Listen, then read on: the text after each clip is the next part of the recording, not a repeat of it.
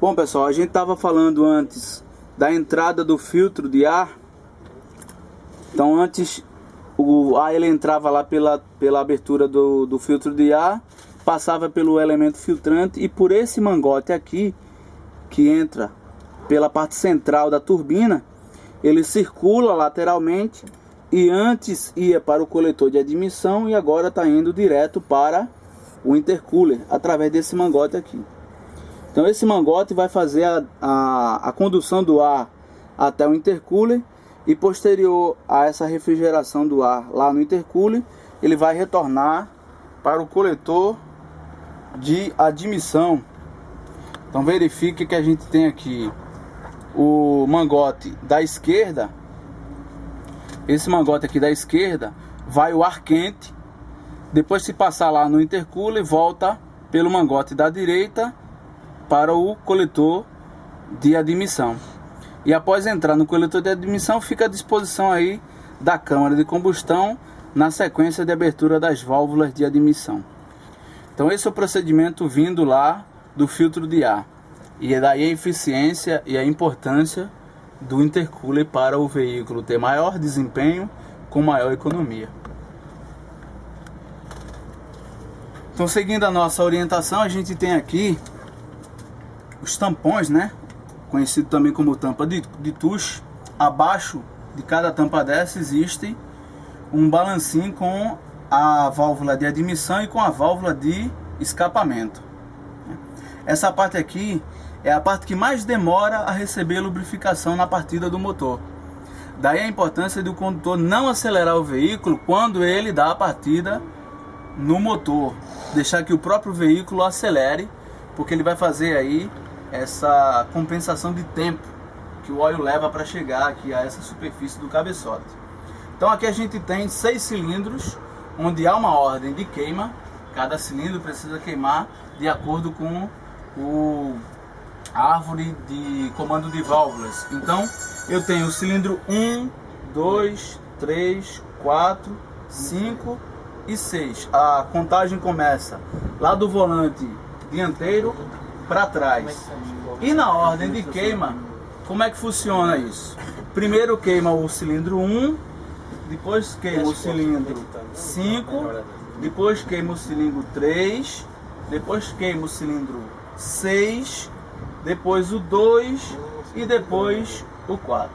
Então a ordem de queima é 1, 5, 3, 6, 2, 4. Por que que isso é necessário? Para haver um equilíbrio na hora que ocorrem as explosões dentro do motor. Porque se o cilindro queimasse em ordem, iria haver um desequilíbrio de forças aplicadas ao virabrequim. Então, para que o virabrequim receba o torque por igual, existe essa ordem de queima. Então é 1, 5, 3, 6, 2, 4. Tá? Depois dessa ordem de queima aqui, vai haver aí a combustão de acordo com a necessidade da árvore de comando de válvulas. Aqui a gente tem os bicos injetores de altíssima pressão. Só deve ser manipulado o bico injetor por pessoal especializado, o mecânico que conheça principalmente veículos com gerenciamento eletrônico, porque a pressão aqui é diferente de uma bomba injetora.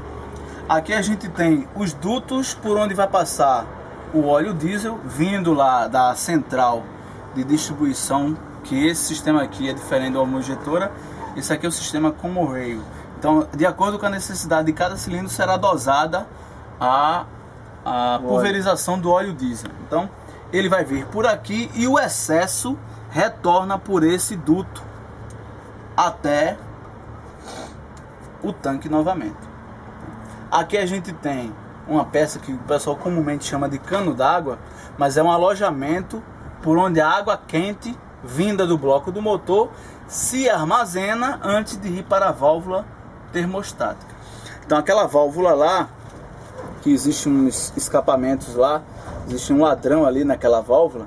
Aquela válvula lá, ela coordena a abertura e o fechamento da passagem da água do bloco do motor para o dispositivo do radiador, ou seja, para reduzir a temperatura dessa água que foi aquecida internamente no motor. Então aquela válvula termostática ali, ela precisa coordenar essa abertura, ou seja, quando o motor está frio, ela permanecerá fechada. À medida que o motor aquece, ela vai se abrindo. Normalmente, em média, a gente tem uma abertura aí em torno dos 85 graus. Ela começa a abrir e ela vai estar totalmente aberta a partir dos 95 graus. Se o motor, por alguma razão de operação, ele diminuir sua temperatura ao longo da operação, essa válvula ela volta a fechar.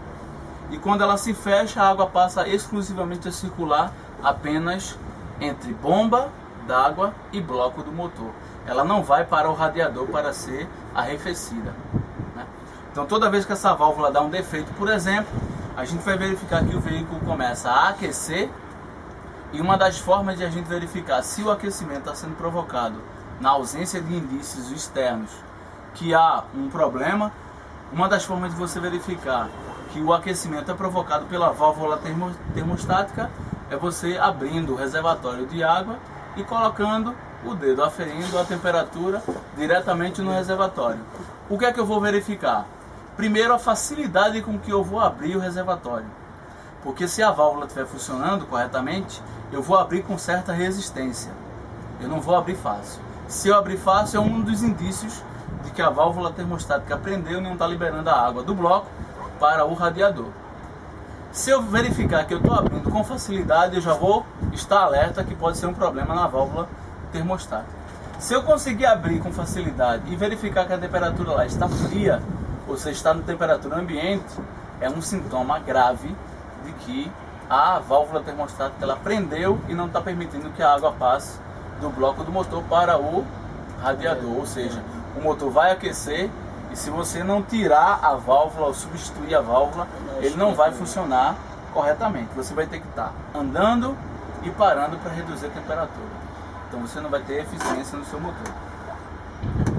Por fim, a gente pode estar falando aqui a respeito da urna, que é o alojamento onde temos na parte do motor o volante. Entre o volante e platô a gente tem o disco da embreagem.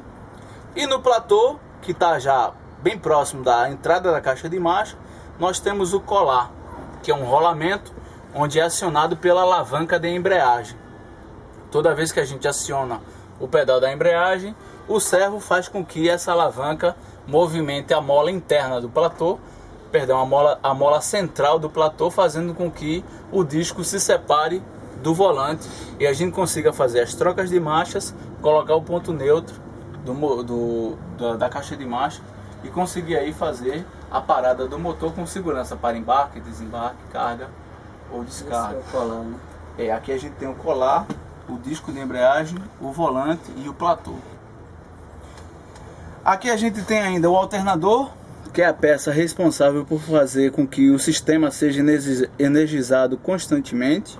Abaixo dele a gente tem o compressor de ar.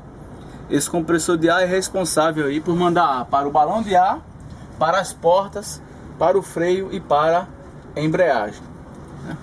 Então aqui abaixo da turbina a gente ainda tem o filtro do óleo lubrificante. Então a gente tem aí superficialmente uma exemplificação do que seria importante numa inspeção veicular.